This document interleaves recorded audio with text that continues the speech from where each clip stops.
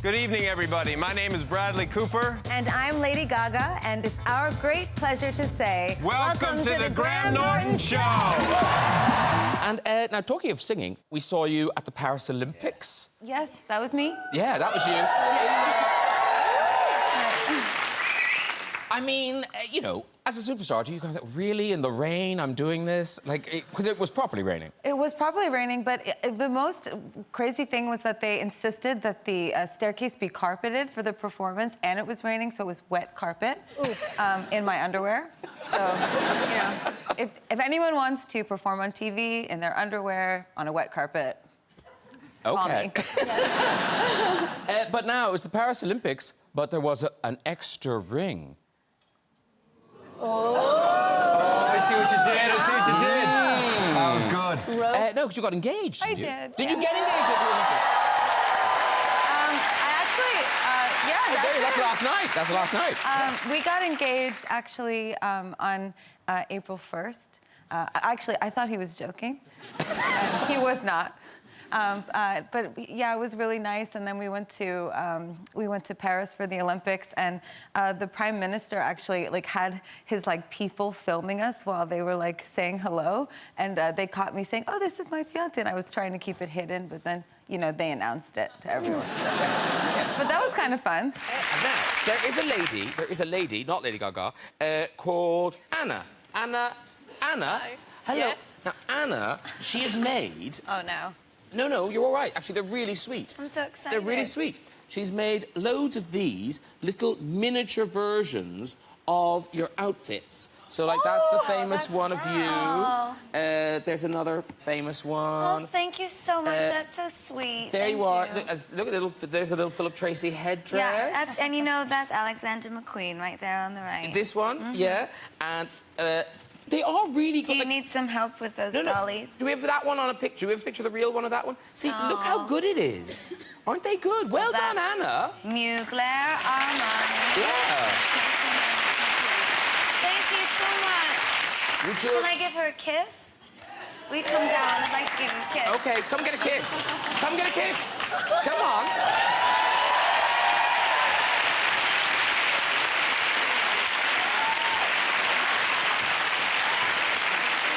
Come and get you a kiss. There you go. Very good, I really appreciate it. I know that took a lot of time, so thank you. Oh, my God. I love you, too. They're beautiful. They're really lovely. So nice. Sweet. I like that there's no heads. Yeah. This is just packaging. Sorry. It's part of my dress. That's the best. It's actually part of my hat. What's this? Fitting? Oh, Anna, I missed... I can smell this from here. I missed the best one. Look! It is. It's real neat. Hey, we can put it in a paella to cheer it up. Exactly. Yeah. We have a nice antipasta now. Is that prosciutto? It really is. Not that fresh. No. Give it a whiff. Oh, it's very nice. Thank you. I really wouldn't. See, the real meat dress, I just assumed you kind of cooked it, but it's being preserved in some strange way. It's been jerked. Are they jerking the big shoes as well? The shoes. I don't know if the shoes were... Oh, no. I fell over just a moment. I don't know if the shoes were being... I like to keep everything. It's really my dream one day to have all my clothes in a museum somewhere. That would be really wonderful. Where are they now? I have an archive house where I keep everything. And do you sometimes go and look at them, touch them, and cry? Yes, I have so much time. So much time to go through my closet. I just actually... I like to reinvent and create things all the time, and I just am really excited to be making new things for this new record. I'm really happy to see all the fans here. And well, now, you say... And how much convincing did you take, Lady Gaga, to do this? Because it's a big leap. It took no convincing on my part. I mean, he came over to my house, and we had a wonderful time together. I mean, as soon as he came in, we're both from the East Coast, and we're both Italian-Americans, so I was, heating up pasta from the night before in the kitchen on the frying pan. We were eating on the patio, talking about life and family. And then he wanted to sing with me a song by Creedence Clearwater Revival, Midnight Special. So I was playing it on the piano and he started to sing and I was like, oh my gosh, Bradley, your voice. I was blown away by him. I mean, he sings from his soul, he sings from his gut. And when he sings, he's a storyteller. And I was just so moved by his passion, you know, for music and for this film. And quite frankly, it was him that had to convince other people to have me in the movie, not anyone trying to convince me. I mean, he really fought for me. And you can have 100 people in the room that are watching you and 99 don't believe in you, and one does, and that was him. So, you know, all my gratitude goes to him. No, of course this isn't a spoiler, but so there are, you know, there are set twos. You have some tetchy moments and words, and obviously you kill them. But can we talk about the sex scene? It's one of the best sex scenes I've seen in forever. Oh. That sex scene. Who put that together? Yeah, no, seriously. No, you. No, and it's not, it's not like they're kind of like prancing around naked. It's a really clever. Did you guys put that together? Did Ridley Scott put it together? No, we had nothing to do with it. No, excuse me, I'm just trying to cover my universe over here. And of course, it's not just you in it. Other screen legends, Jeremy Irons. In the sex scene? No, obviously. Jeremy is in it. Jeremy was particularly good. He was great. He was behind the camera. Why are you having sex? I'd like to know. Oh, I'm afraid I'm gonna hurt her. I know, isn't she so fragile? Oh my God, she's so little. She's a stealer. Weird. She's a scene stealer. The tongue is amazing. I'm right here. How old is So Pilaf? cute. Pilaf will be 4 in November. Okay. Wow. I don't mean this rudely, but looks older. So she had one flaw, which is she didn't have a full set of teeth, and she had to lose some, hence why the tongue does not stay in. Oh, no way. Right, okay. She's God. perfect. Well, if I ever get one, I'm having the teeth pulled straight away. 'Cause it's so cute.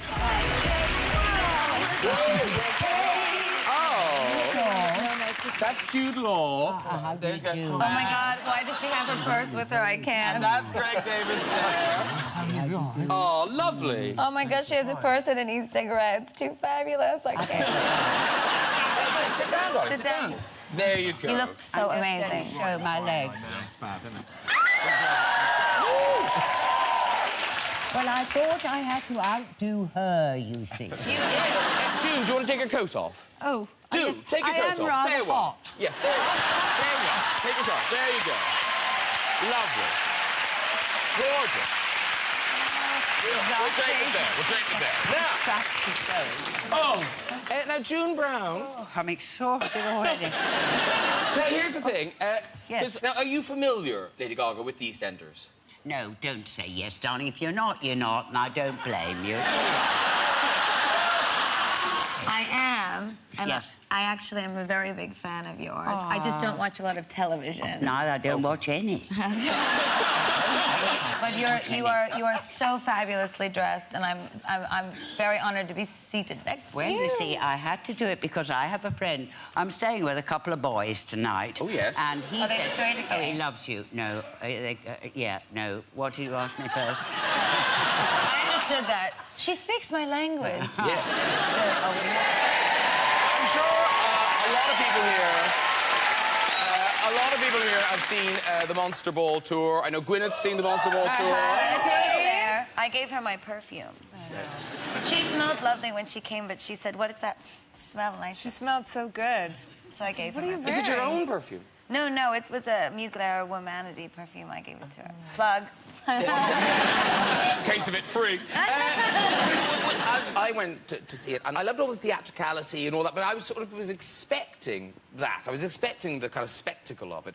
But the bit that impressed me, and I don't know if it was the same for you guys, the bit that impressed me the most was just you banging away at a piano at the end of the thrust stage, just turning the O2 into like a pub gig. It was just incredible. That what was you did. always my sort of ambition, was to, when I was in small clubs, to make them feel like arenas, and when I'm in arenas, make them feel like small clubs. And when it comes to the piano is a bit like an extension of my arm. I love to dance, but when I'm at the piano, it's when I feel the most comfortable. I'm a songwriter at heart. And I love that still now, you can go to clubs in the Lower East Side in New York and you'll see sort of mad out there performance artists, which you were one of them. Yeah, well, I still am down there. Do you still go and do some more out there things Yeah. down there, or you just hang out down there? Yeah, no, I go downtown and I'll slosh back some whiskey and perform in one of the old clubs I used to always hang out in. And, you know, if you're from New York or wherever you're from, if you know the area, you know how to go out and have a good time and not cause too much of a ruckus. I cause a ruckus, but, you know, less of a ruckus. Yeah, the ruckus you want to cause. Yes, Yeah. good ruckus. Because when you were doing those kind of clubs, it was quite out there. And I know, was it your family, when they saw you doing some of that stuff, they were a bit taken aback? Well, originally, actually, just pop music on the Lower East Side was considered to be very strange, and everyone was making really much more, I guess, artistic, sensitive, singer-songwritery music. So I wanted to do something that was completely against what everybody else was doing. And yes, my father thought I was a little bit crazy. Are they all right with it? Have they embraced it now? Oh, yes, Daddy's very happy now. I'd say, Was it your grandfather you were to warn Gwyneth about one of your films? Oh, yes. My grandfather, I was very close to him, and he was pretty conservative. And actually, in Shakespeare in Love, there was a scene where I got unwrapped because I was playing a boy, and then I had to show my breasts. You mean that really famous scene? And I said to him, Grandpa, I think you're going to be really upset, but I just want to let you know that I do kind of expose my breasts in this movie. And he was like, yeah, I've seen it before. 2 eggs, sunny side up.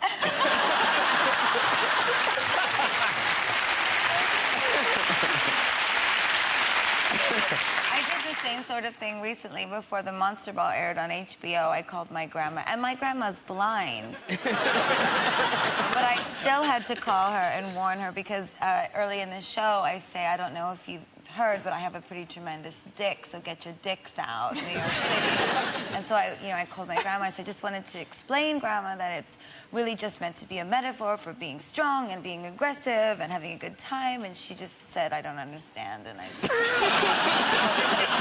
my sweet grandma. And talking of kind of full circle, La Streisand, she also visited the set, didn't she? Yes. Yes, Yeah. that was incredible. I mean, I think I held my breath for 10 minutes while she was there. I mean, she is lovely, and, you know, she's just an incredible woman. And the truth is throughout her whole career, she really had a hand in every single detail. And I really admire that about her. And when she came on set, she was so lovely and so warm to all of us. And she watched a little bit of the, earlier edits of the film, and it was spectacular. And we've got a great picture of the two of you together. It's like Diva Squared. Oh, wow. Was that before? That's before. That's before, yes. That's the first time you met her, right? Yeah, we had dinner together at her house. Yeah, of course you had.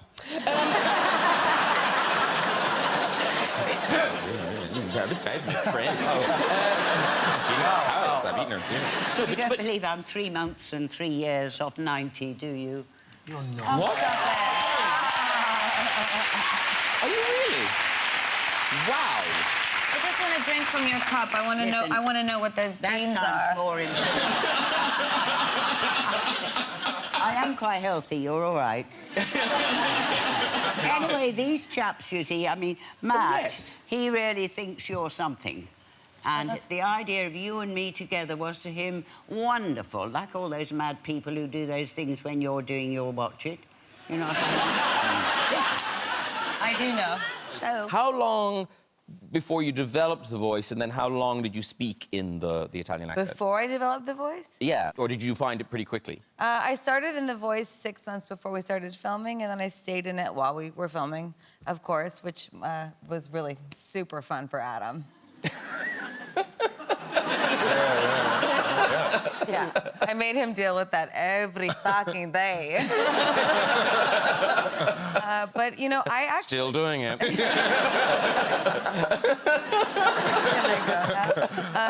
No, but it actually, for me, I don't know, for what it's worth, Ridley shoots fast and he's got 4 cameras going at once at any given time, if not more. So I thought it was harder to go in and out of character. I thought it was actually easier to stay in character on set. So I wish not to sensationalize this thing, but I do wish to express gratitude to my fellow actor that I was on stage with every day. No. Oh, okay. You don't have to, though. You see what I had to deal with? But that's really unusual. Isn't that unusual to shoot that fast and have that many cameras and things? Yeah, it's really unusual. I would know because I've been in so many movies. Of course, yeah. Well, I've worked with people before that like momentum. You know, Spike Lee is like that, and Soderbergh is like that. They like keeping the pace. They don't like to be... I mean, the biggest enemy on a film set is time. You're battling everything. Technology, other actors, all that stuff. But Ridley shoots so fast, you kind of forget the cameras are there, and it feels like theater in a way. You know? And it worked out for the sex scene because it was quick. That's true. Yeah.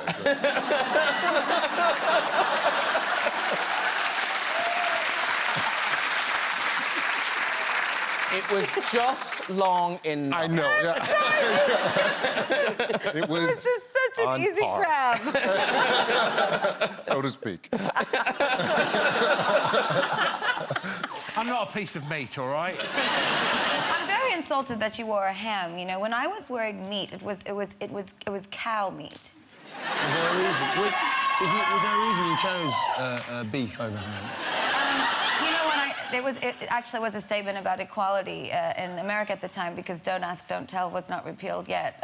But here in the UK, the gays can serve openly in the military, so well done. Woo! But we don't have to.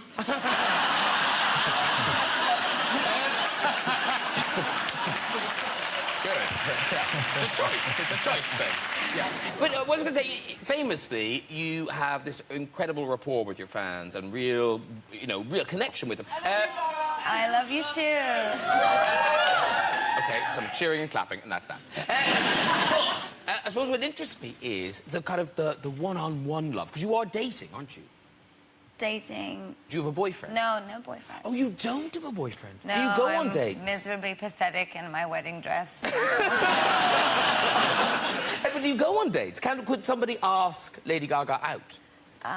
Well, you could. I haven't been on any dates recently. I'm working so hard, and I just finished my record, and I don't know, I get really bored very quickly with men. Anyway. Sorry. Yes, okay. See, I'm so easy. If someone asked you on a date, what would you wear? I would imagine they might freak out if I showed up in this wedding dress. She seems a little keen. I do.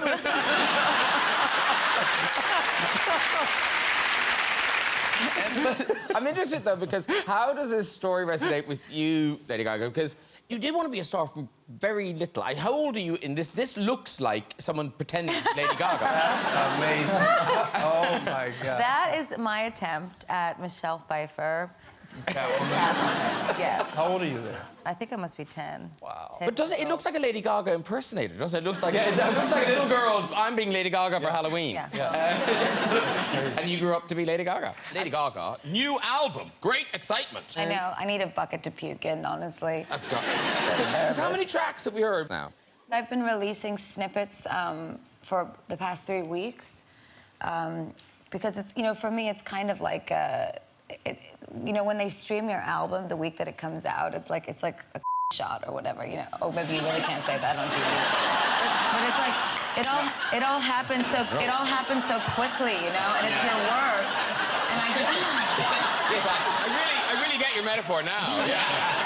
No, but for example, it's like a quickie. And people fall asleep afterwards, like right? That's what I mean. It's like a one-night stand. It's like you hear it all at once. It's like the girl rips her clothes off, and then the guy's done with you, and he gets up and he leaves. And for me, I'm so lost. for me, What are we talking about? The album. I'm sorry. Coming out really soon. It's coming out soon. Yeah. Too quickly. Yeah, exactly. It's premature for me, and I like to release it. I'm sorry. You started this. I know.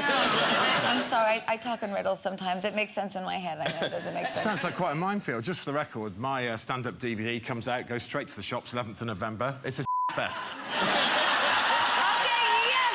It wasn't just me! Thank you for doing that. Only the food in the middle. Yeah, no, don't. Say something naughty, please. I'm going to save it up. Okay, yeah. Wait till Jude Brown's here. Yeah. Right. I've got a picture of you at the Oscars, the night of the Oscars. And so this diamond... Oh, my God, I I look just like that right now. It's so weird. It's uncanny. But that is the diamond. That diamond is in the middle of that Breakfast at Tiffany's necklace. Yeah, so that diamond was in a necklace that Audrey wore for Breakfast at Tiffany's.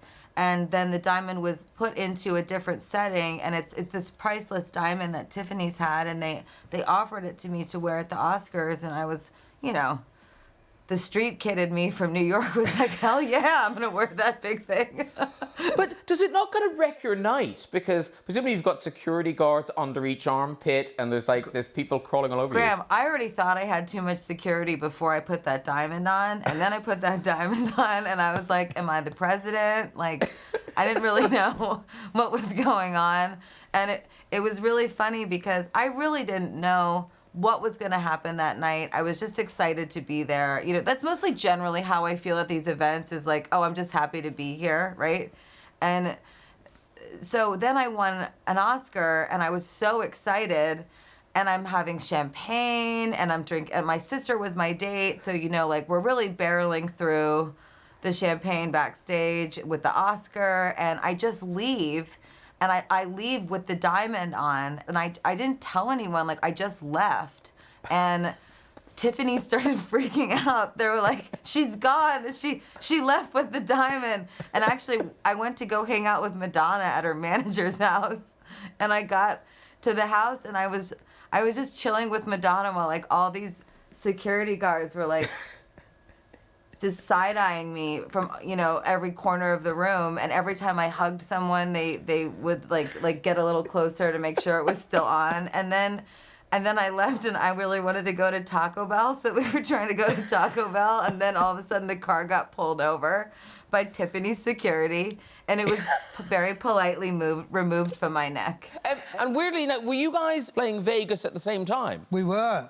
The three of the girls went to see her, said she was pretty good. Thanks, ladies. No, they said pretty good. She was really good. We both sing the Great American Songbook. Yeah, It's a great treasure. Aren't they great songs? They enter your mind and they never leave. Yeah. Beautiful. The music that's hundreds of years old. They don't write them like that anymore. No, they don't. Like, oh, MacDonald had a farm. That sort of thing, Josh, yes. Or, you know, it don't mean a thing if you ain't got that swing. Boo-bop, boo-bop, boo-bop, boo-bop, bop-bop. do a Rod Stewart. Oh! I feel like Jules Holland. And at the end, look at you, just I'm staring sorry, look out at for the hat. I've realised I'm Please in the be danger careful. zone.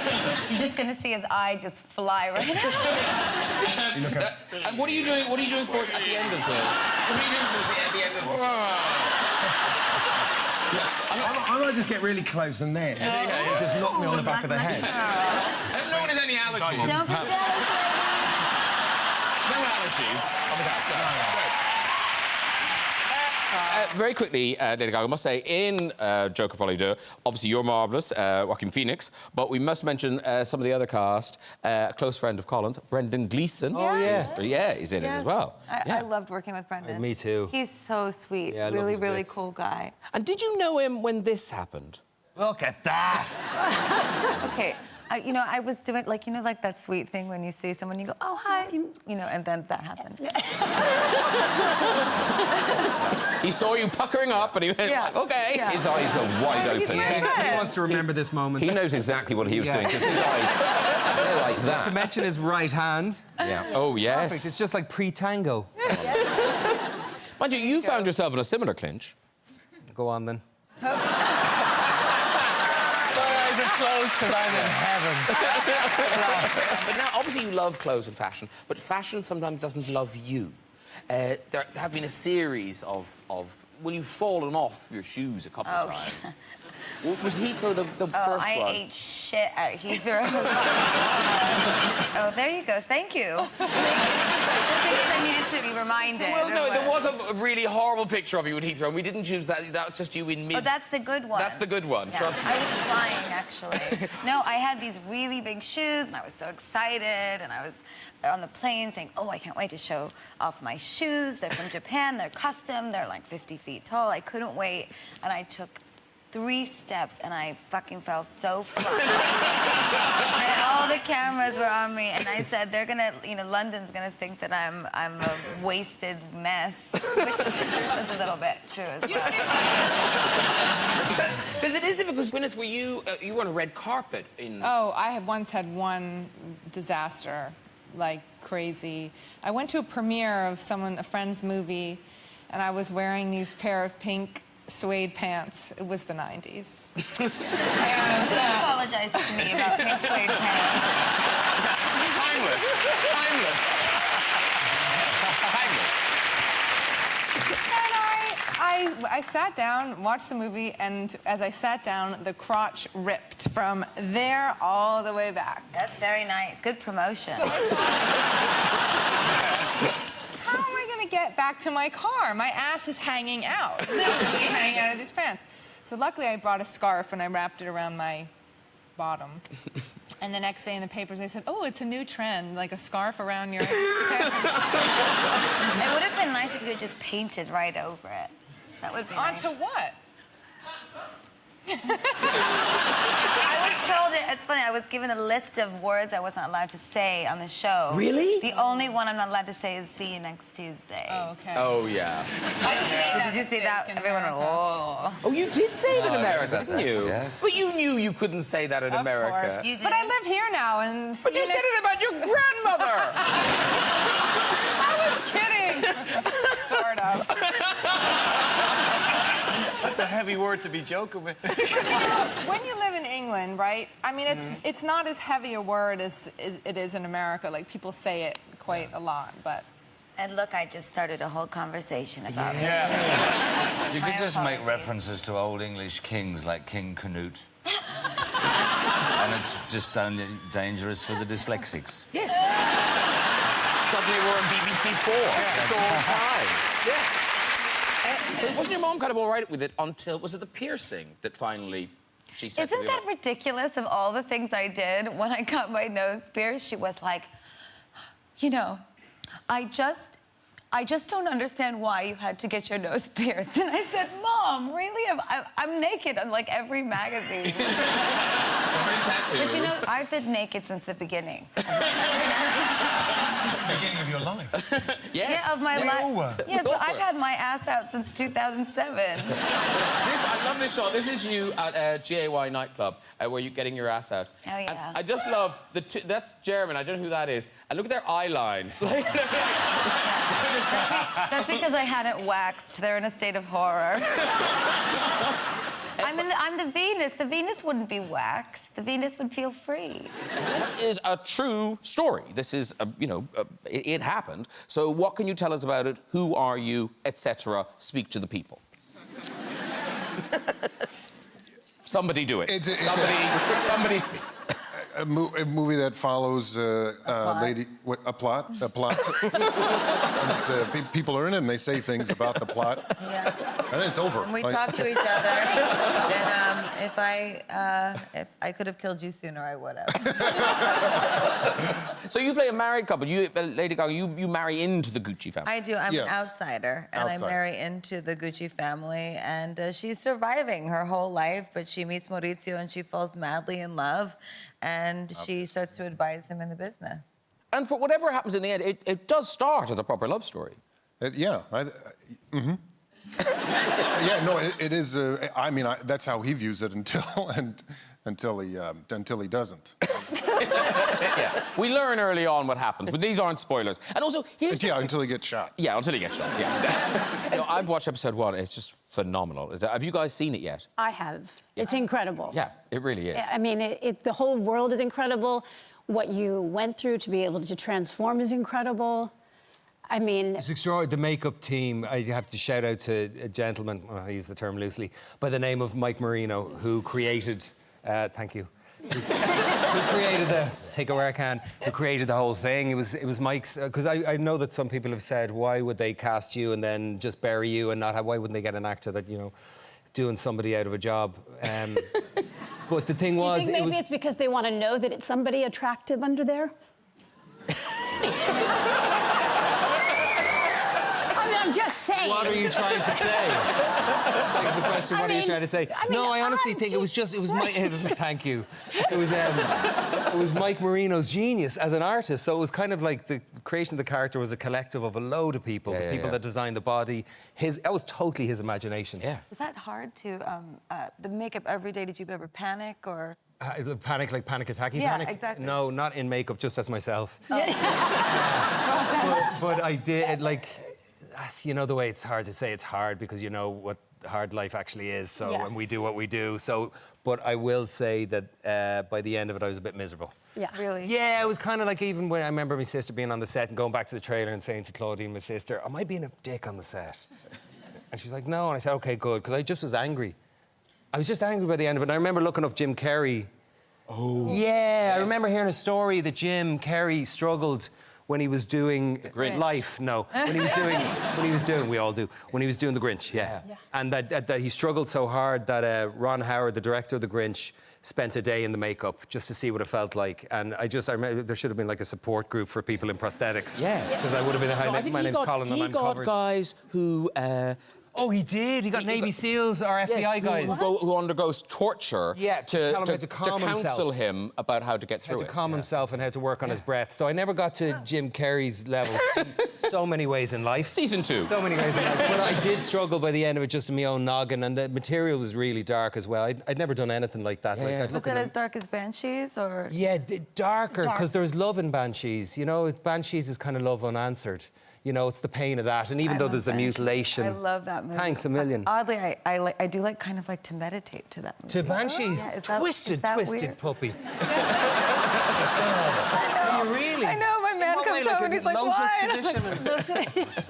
No, that's what scene? I think it's actually just the tone of the film. And the scene. The scenery is beautiful. It's gorgeous. There's a certain whimsy to it, and the music, Carter Burwell, Your fans in London, you've been delighting them since you arrived, because you really make an effort. Like, every time you leave the hotel, it's a new outfit, a new look, and people really enjoy it. It's part of the thing. Thank you. Yeah. I just, it's how I deal with my insanity. So when I feel, you know, I don't know. I'm a very creative person, and since I was younger, I always had like voices in my head, and for the longest time, I was like drinking and doing a lot of drugs. And actually, it was the clothing and the artistry that really saved me. I mean, so when I start to feel that burst of that shaky insanity, I just start, Pop a fork on. You know, your dad runs restaurants, right? He does run a restaurant, yeah, and he runs a chicken restaurant as well. But his main restaurant is called Joanne. It's on the Upper West Side in New York, and it's so funny listening to you talk about this because my father's like, just put a fucking artichoke on it, and so. Dad, I love you so much, and I'm so sorry. But his family, my grandparents, grew up in New Jersey. So everything was sort of inspired by Italian-American food in Jersey, in Atlantic City, in Hoboken. And I grew up eating that way, and I love it. It's so amazing growing up in a family where there's cooking. And I feel like I grew up in a culture of plenty, it's kind of the opposite. There was so much food on the table, and my father used to look at me and he used to go, finish that. And I was sitting there so full as a child. I'm like, Dad, why are you making me finish this? I'm gonna vomit on the table. But I have to say, I have so much respect for what you do, and also so much respect for my father. And I think it's beautiful that we live in a world where all these things can take place at once. My father's restaurant was named after his sister who died when she was 19, so it's really near and dear to my family. Joanne died of lupus in 1974, and generational trauma is a thing, and also food can feed our souls. Yeah. Yeah. Absolutely. And not know. Yeah. And we've got a picture of you. I think, this is not Joanne, this is the other restaurant. Oh yeah, this is... Working hard. My father also sells fried chicken, and I like to work behind the bar. Is that in Grand Central? It's in Grand Central Station, and that's Art Smith behind me, and I'm making a beer for someone. Of course you are. And I don't know why there's ice in that beer, other than that I might have had too much beer that day. So, you are back on stage. You're rehearsing now, aren't you? I'm rehearsing Henry V at the moment. Oh my gosh. We go on... I mean, that's amazing. Sorry. I'm standing out over here next to Jude Law. It's so embarrassing. Lady Gaga, tip. If you go to see the play, don't wear that. Yes, I'll piss off whoever's sitting behind me. Yeah, and some other rows as well. Yeah. Possibly the balcony. You know, I couldn't even get in here. I You should saw have seen you. me come in from the dressing room. I was like this. The whole way. It was a nightmare. Welcome to my world.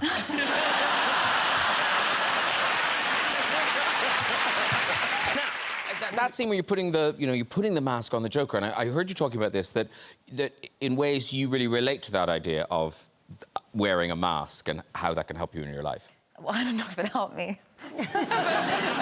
Yeah, I've always kind of had a relationship with dual identities through my music and creating characters on stage, which was maybe unconventional to some people, where, you know, playing an actor in a film makes a lot of sense, but everybody wants to kind of see you be yourself on stage, and I am myself on stage. I'm just also something else. And so I was really interested in making this film because Arthur is this, like, kind of incredibly unique person who has this, like, affliction that he suffers with, and the way that people treat him where he lives in Gotham, Joker is kind of like a symptom of his conditions. And I just thought that that was a really beautiful way to tell the story of Joker. And I thought it was also beautiful for a love story, who would be like the complex woman that would love him completely, who would, to me, love Joker and love Arthur too.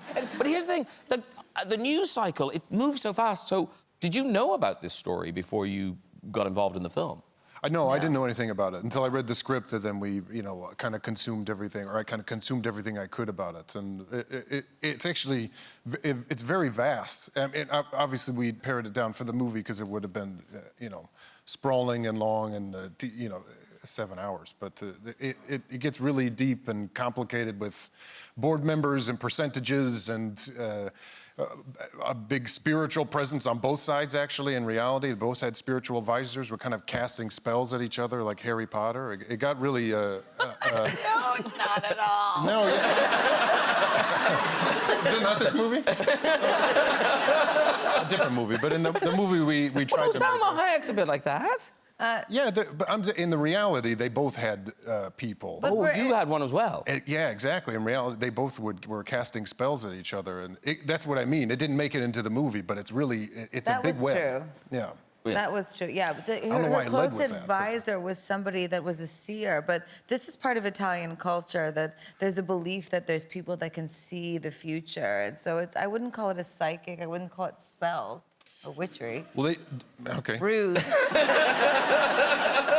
As an Italian woman, back off from my people. It's spells. They cast the spells. Friend will be so thrilled. Really? This is a match made in heaven. It really is. Sorry, I'm just complimenting her, having a quiet moment. Now, I feel bad because I'm going to have to separate the two of you. Oh. This is bad. You're going to sing again. I Yes, know. you have to go and... No, I have to sing again. No, we want you to sing again. I'm You're going to change your outfit. Yeah, duh. Okay. Yeah, you've been wearing that for minutes. As for do what you like with my body, I don't advise you to say that to everybody. You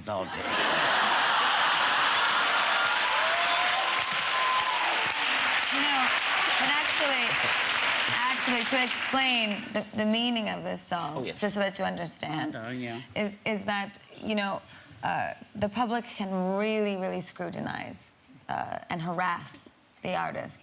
And my point is that if you're going to harass the artist, this is the death of entertainment. It's the death of show business. So it is my way of stating my power, that you can't have my heart and you can't have my mind. So do what you want with my body. So that was the meaning behind it, just so you know. It's, you know, You're a clever girl. You know, and also, you know, my boyfriend is mega hot and he can do whatever the he wants. All right, if you want to go over there, Lady Gaga, let me help you up. Oh, careful now with the shoes issues, and someone's going to get you. Someone will catch you on the other side. There we go. I'm fine. I do this all the time. Okay, bye.